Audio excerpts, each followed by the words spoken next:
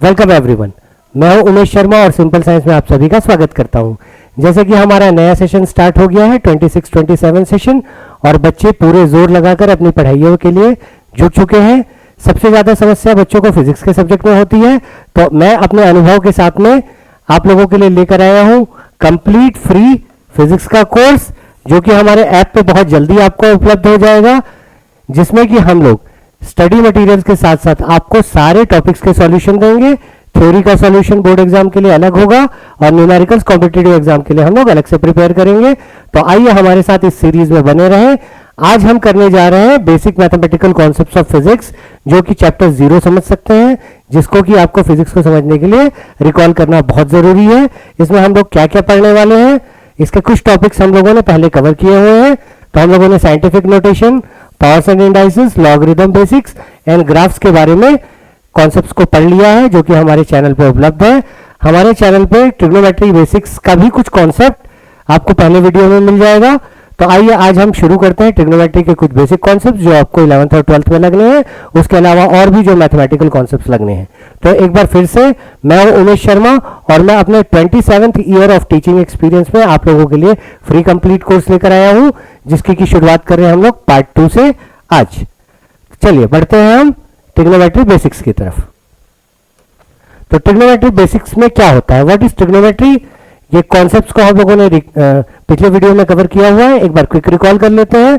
तो trigonometry is the study of properties of a right angle triangle. क्या होता है ये, राइट एंगल ट्रायंगल की प्रॉपर्टीज की स्टडी होती है। राइट एंगल ट्रायंगल में एक एंगल 90 डिग्री होता है, बाकी दोनों एंगल्स 90 डिग्री के अलावा कुछ एक्यूट एंगल्स होते हैं।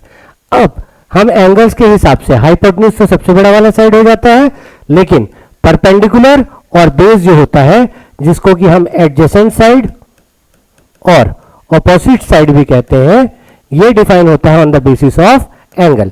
अगर मैं ये वाला एंगल ले रहा हूं, मान लीजिए इसको मैं θ1 कहता हूं, तो θ1 के लिए परपेंडिकुलर होगा मेरा, अगर मैं इस ट्रायंगल को नेम कर दूं ABC, तो AC परपेंडिकुलर होगा और BC बेस होगा। लेकिन अगर मैं ये θ2 एंगल लेता हूं, तो θ2 एंगल के रिस्पेक्ट में ये वाला ऑपोजिट साइड परपेंडिकुलर हो जाएगा और ये वाला साइड आपका बेस हो जाता है। इसके अलावा 6 ट्रिग्नोमेट्रिकल रेशियोज डिफाइन होते हैं, sine theta, cos theta, tan theta, sec theta, cosec theta and cot theta, जिसके डेफिनेशन हम लोगों ने लास्ट वीडियो में पढ़े थे। आज हम शुरू करेंगे ट्रिग्नोमेट्रिक टेबल से। आप लोगों को ट्रिग्नोमेट्रिक टेबल तो याद होगा ही, जिसमें कि हम 0 से लेकर 90 डिग्री तक के सारे ट्रिग्नोमेट्रिक रेशियोज की वैल्यू को स्टडी करते हैं।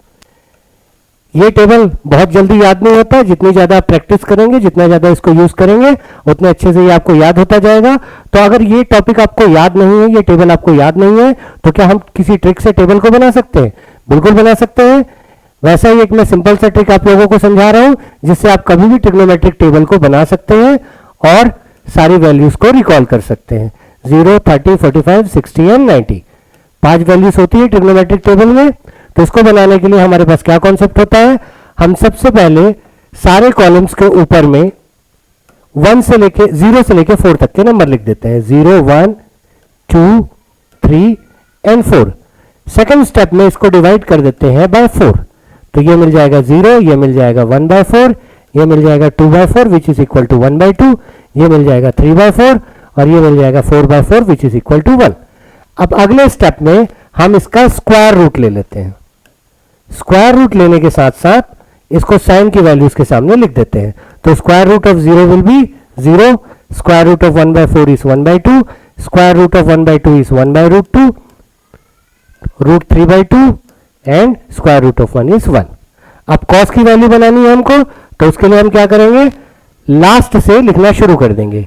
तो कॉस 0 की वैल्यू हो जाएगी 1, फिर √3/2 हो जाएगी, फिर 1/√2 हो जाएगी, फिर 1/2 हो जाएगी, फिर 0 हो जाएगी। तीसरी वैल्यू होती है हमारी tan theta is the ratio of sine theta and cos theta. तो हम साइन और कॉस की वैल्यूज को डिवाइड करते जाएंगे।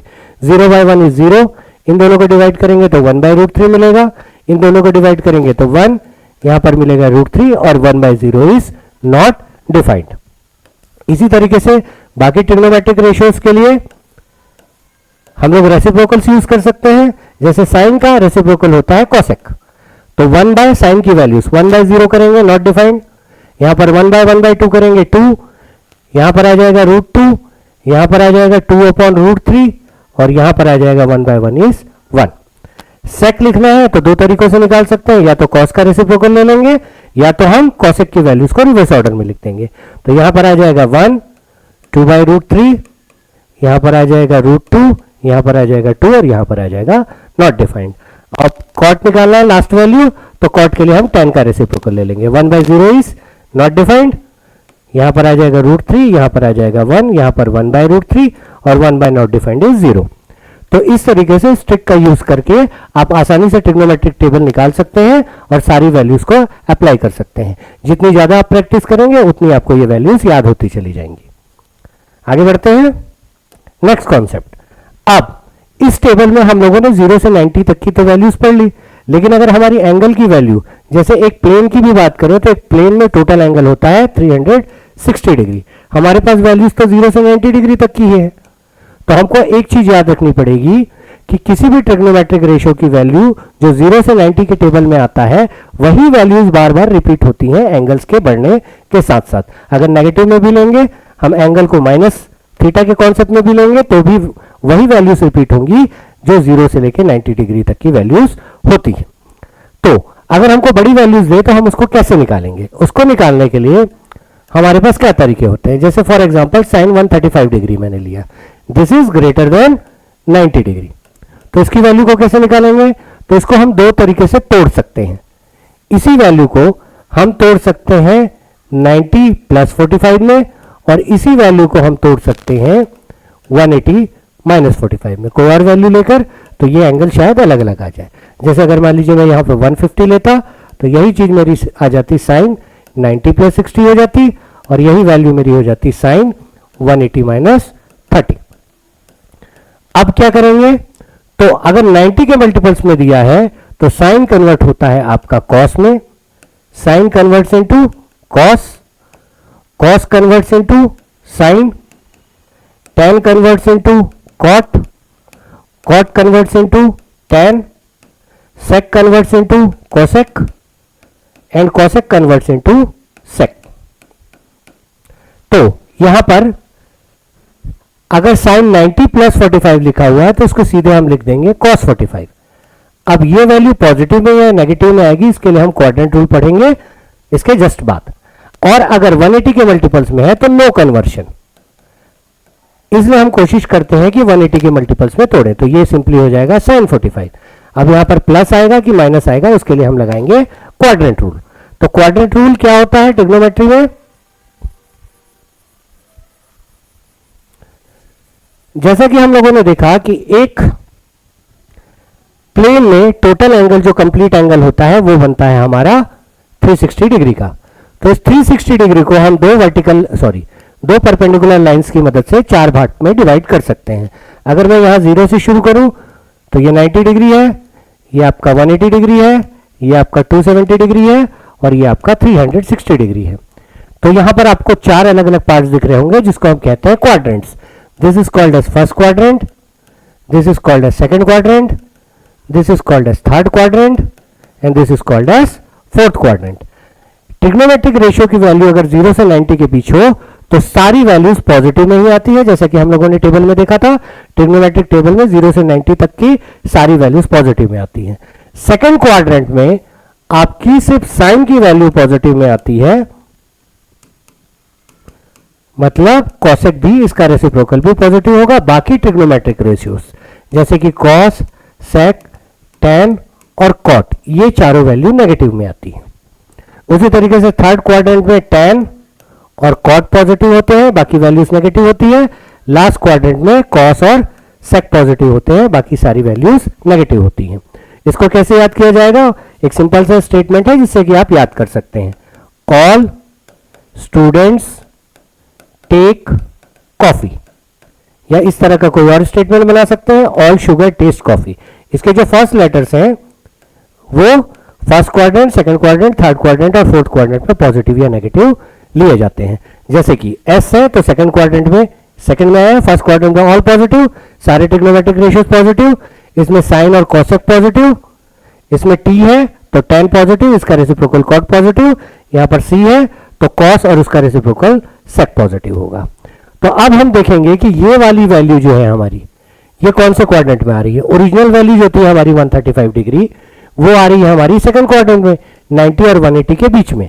तो सेकंड क्वाड्रेंट में साइन की वैल्यू पॉजिटिव में आती है, तो ये होगा plus cos 45 degree which is equal to 1/√2। इसी तरीके से इसको निकालेंगे तो 90 के मल्टीपल में तोड़े हैं हम लोग, साइन का हो जाएगा cos 60।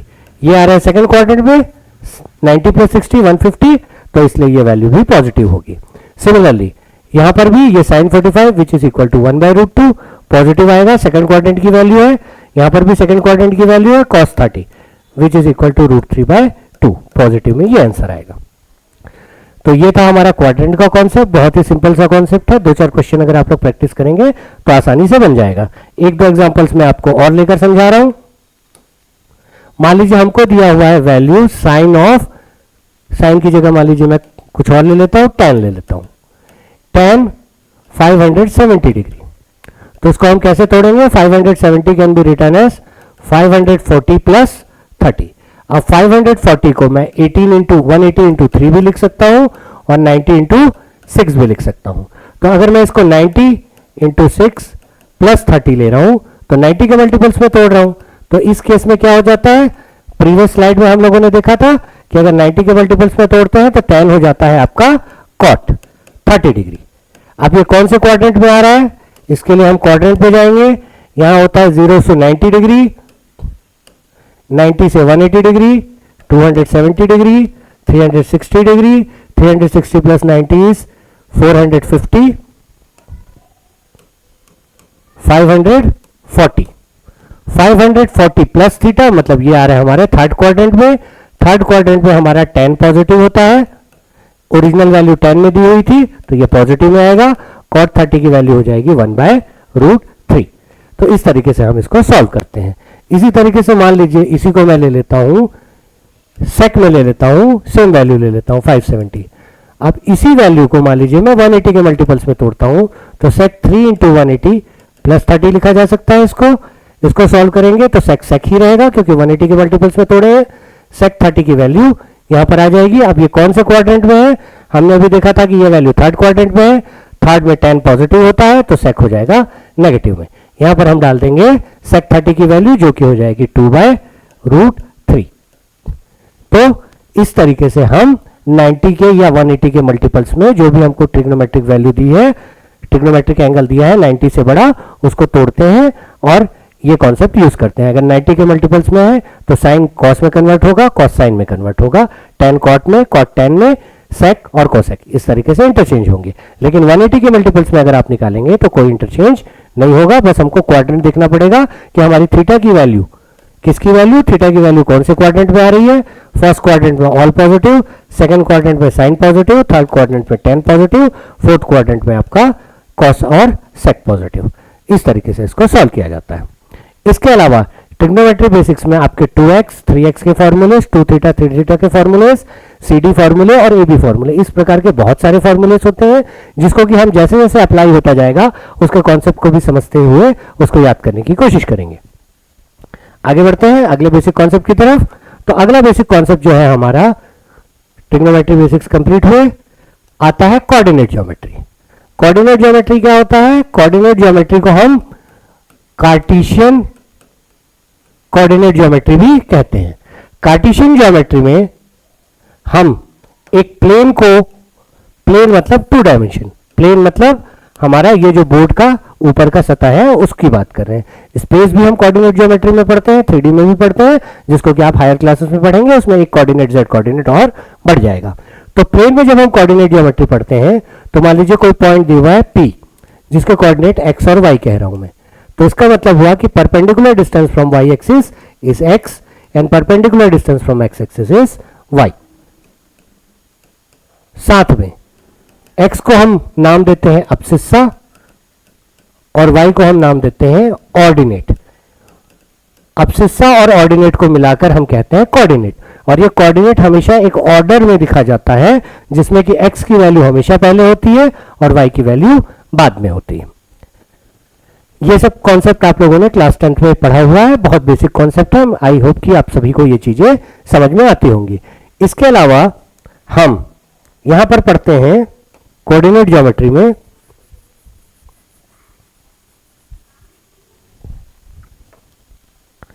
दूसरी चीज जो हम यूज करते हैं वो है क्वाड्रेंट्स। इसको कहा जाता है फर्स्ट क्वाड्रेंट,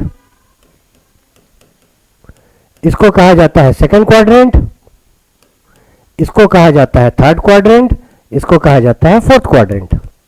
ये जो हॉरिजॉन्टल वाला है इसको हम एक्स एक्सिस कहते हैं, right hand side positive x axis, left hand side negative x axis. मतलब एक्स की जो भी वैल्यू लेंगे यहां पर नेगेटिव में आएगी। यहां पर वाई पॉजिटिव होता है, पॉजिटिव वाई एक्सिस, और इधर को नेगेटिव वाई एक्सिस कहा जाता है।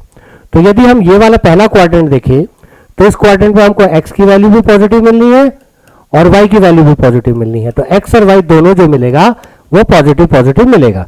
मतलब इसमें कोई भी पॉइंट होगा तो जैसे सपोज 2 3 है तो दोनों वैल्यूज आपको पॉजिटिव में मिलेंगी। उसी तरीके से सेकंड क्वाड्रेंट में एक्स की वैल्यू नेगेटिव हो जाती है। हमने अभी समझा था कि एक्स को हमेशा पहले लिखा जाता है और वाई की वैल्यू पॉजिटिव में होगी, ये वाली वैल्यूज। थर्ड क्वाड्रेंट में दोनों नेगेटिव हो जाएंगे और फोर्थ क्वाड्रेंट में एक्स पॉजिटिव और वाई नेगेटिव हो जाएगा। इसके भी एग्जांपल्स देख सकते हैं हम। जैसे यहाँ पर कोई पॉइंट लेंगे तो ये माइनस में आएगा, -2 3 इस प्रकार से आएगा। इसमें -2 -3 दोनों नेगेटिव आएंगे और इसमें 2 और -3 कुछ इस तरीके से आएगा। अलग अलग पॉइंट्स आएंगे लेकिन इसमें एक्स कोऑर्डिनेट पॉजिटिव होगा।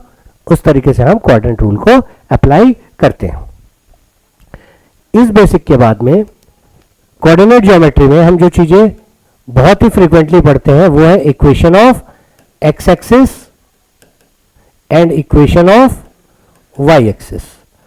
तो जब हम एक्स एक्सिस बनाते हैं तो हर पॉइंट पर, एक्स एक्सिस के हर पॉइंट पर वर्टिकल डिस्टेंस 0 है, एक्स एक्सिस से डिस्टेंस, जिसको कि हम वाई कोऑर्डिनेट कहते हैं।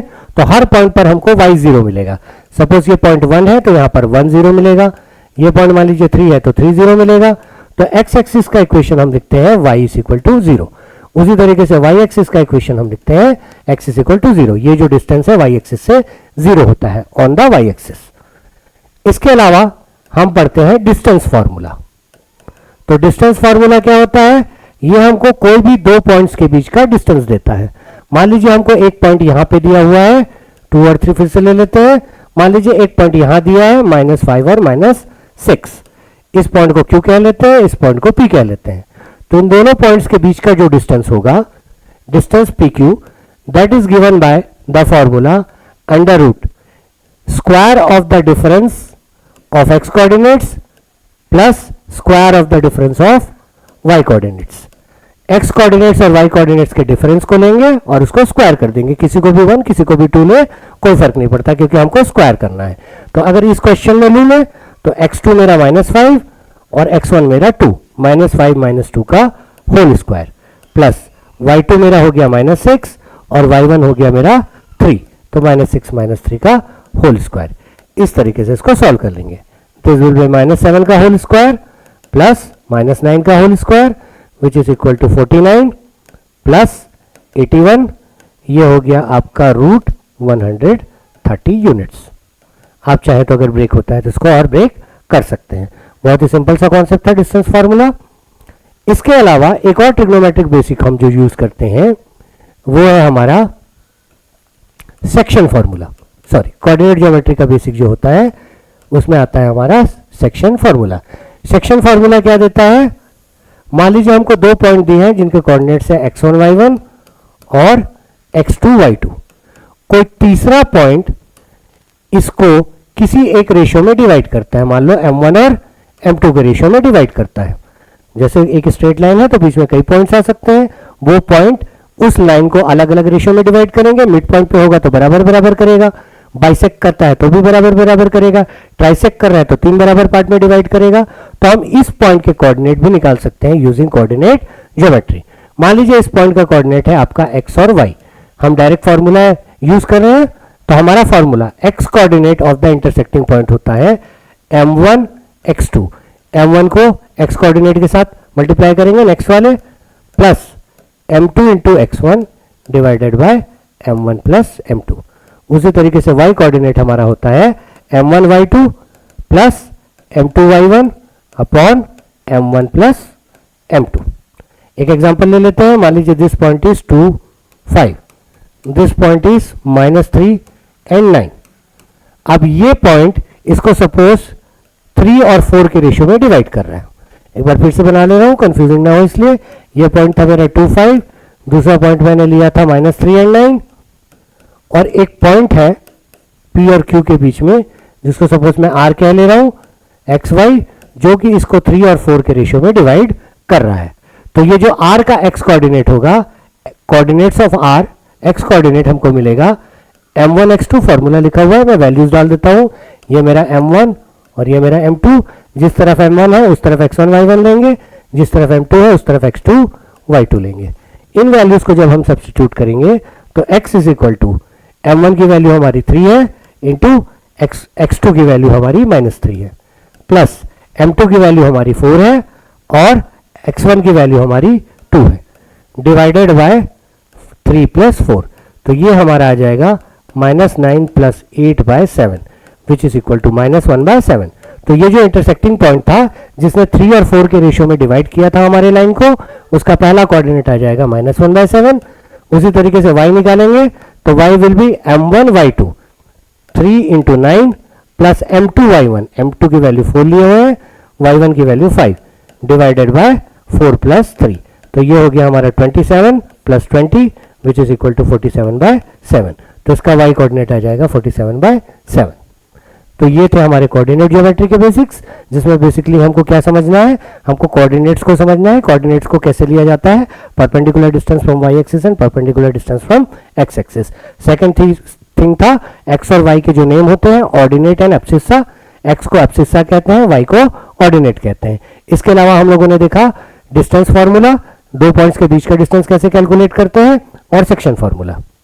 आगे बढ़ते हैं अगले बेसिक कॉन्सेप्ट की तरफ। तो हमारा अगला बेसिक कॉन्सेप्ट है binomial theorem. Binomial theorem actual में है क्या?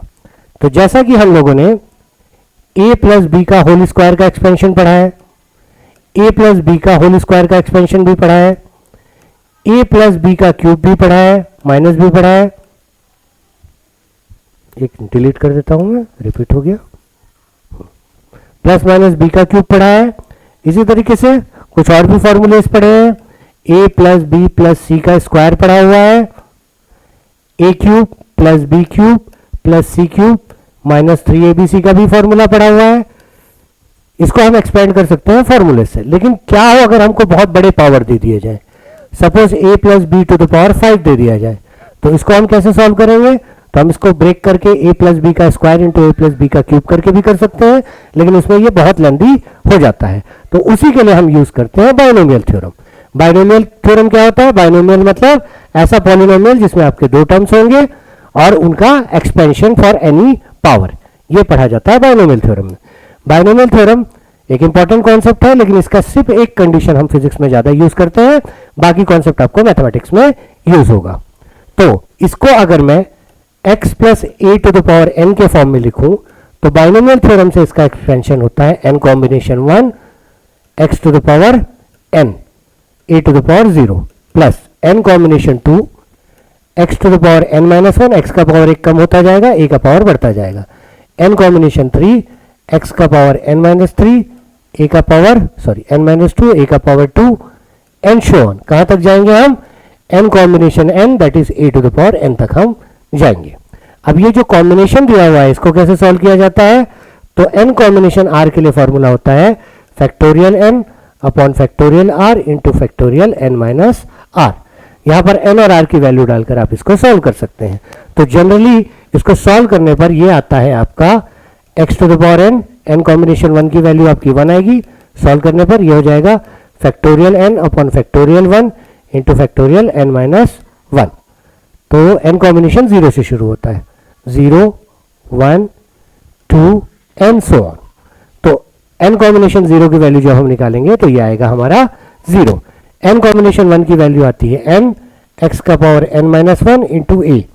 अगला जो होगा वो होगा n-1, इसमें आप पैटर्न को समझ सकते हैं, अपॉन फैक्टोरियल 2।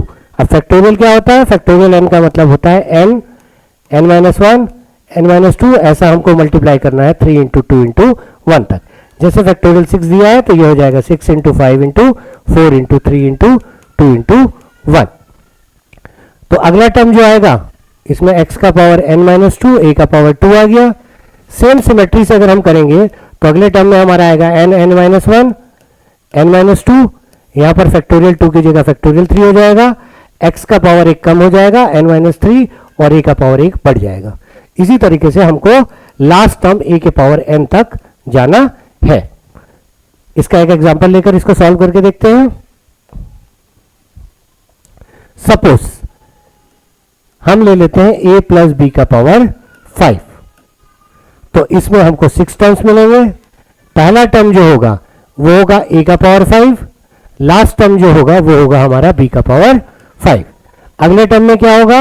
अगले टर्म में आपका आएगा n, एक बार फॉर्मूला लिख देता हूं मैं आपको, x प्लस a का power n is equal to x का power n plus n x का power n minus one, a का power 1 plus n minus one upon factorial 2 x का power n minus three, sorry n minus two, a का power 2 and so on. कहाँ तक जाएंगे हम? a के power 5 तक इस पर्टिकुलर क्वेश्चन में, और अगर n वाला एक्सपेंशन है तो a के पावर n तक जाएंगे। अब इसको एक्सपेंड करते हैं तो n की जगह यहाँ पे पावर की जगह 5 दिया हुआ है, x की जगह a है, y की जगह b है, तो ये हो जाएगा a का power 5 minus one into b. अगले टर्म में हमारा आएगा 5 माइनस वन अपॉन फैक्टोरियल 2 को हम 2 इंटू वन लिखेंगे, a का power n minus two 5 minus to और b का पावर 2। इस तरीके से इसको एक्सपेंड करते जाएंगे। फॉर्मूला मैं रब कर देता हूं, पैटर्न को ही हम यूज कर लेंगे। अगर आप पैटर्न से समझने की कोशिश करेंगे तो भी आपको अच्छे से समझ में आ जाएगा। अगले टर्म में आएगा आपका plus 5 minus one 5 minus two upon 3 into two into one, A का पावर 5 माइनस थ्री, बी का पावर 3। इसके बाद अगला टर्म होगा हमारा 5 minus one 5 minus two 5 minus three upon 4 into three into two into one, और ए के power में आएगा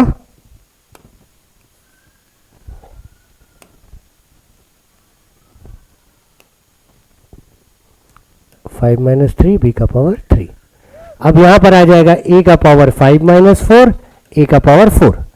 अगले टर्म में जब हम जाएंगे तो ये होगा 5 minus one 5 minus two 5 minus three 5 minus four upon 5 into four into three into two into one, x का पावर हो जाएगा 5 माइनस फाइव, एक्स की जगह मैंने a लिया हुआ था तो a का पावर 5 माइनस फाइव, और b की जगह a की जगह b था तो b का पावर 5।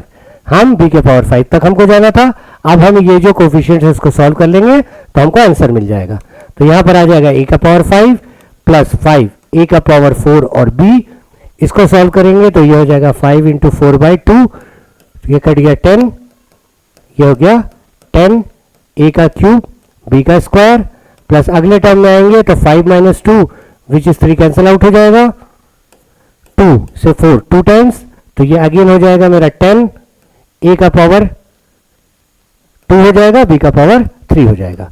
फिर अगले टर्म में जब हम जाएंगे ये वाले टर्म में तो 5 माइनस वन 4 कैंसिल आउट हो गया, 3 कैंसिल आउट हो गया, 5 माइनस थ्री 2 कैंसिल आउट हो गया, यहाँ बचा 5 a का पावर 1 b का पावर 4, और जो लास्ट टर्म होगा उसमें 5 5 4 4 3 3 2 2 1 1 कैंसिल हो गया, a का पावर 0 इज 1 और b का पावर 5।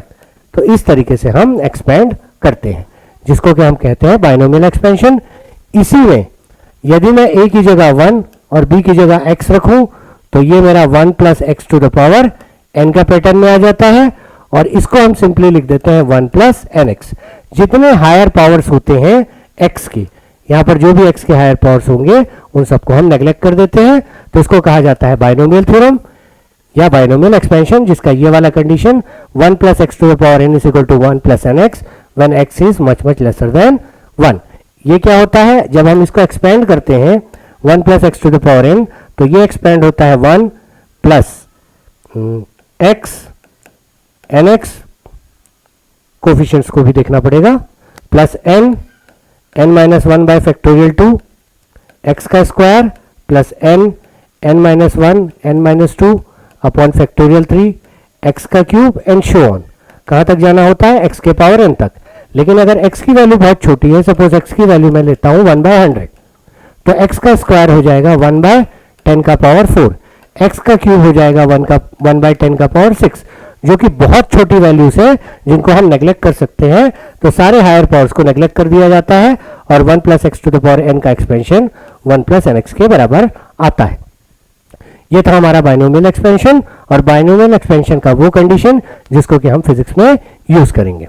चलते हैं नेक्स्ट स्लाइड की तरफ। तो बाइनोमियल थ्योरम हमारा कंप्लीट हो गया।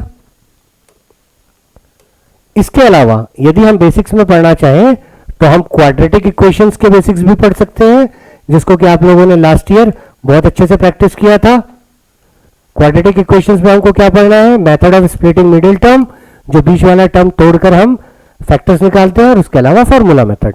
तो ये आप लोगों का पिछले साल में बहुत अच्छे से कवर हुआ है। इस कॉन्सेप्ट को हम देखेंगे जहां पर हमारा यूज होगा। इसके अलावा हमारे पास आता है कैलकुलस।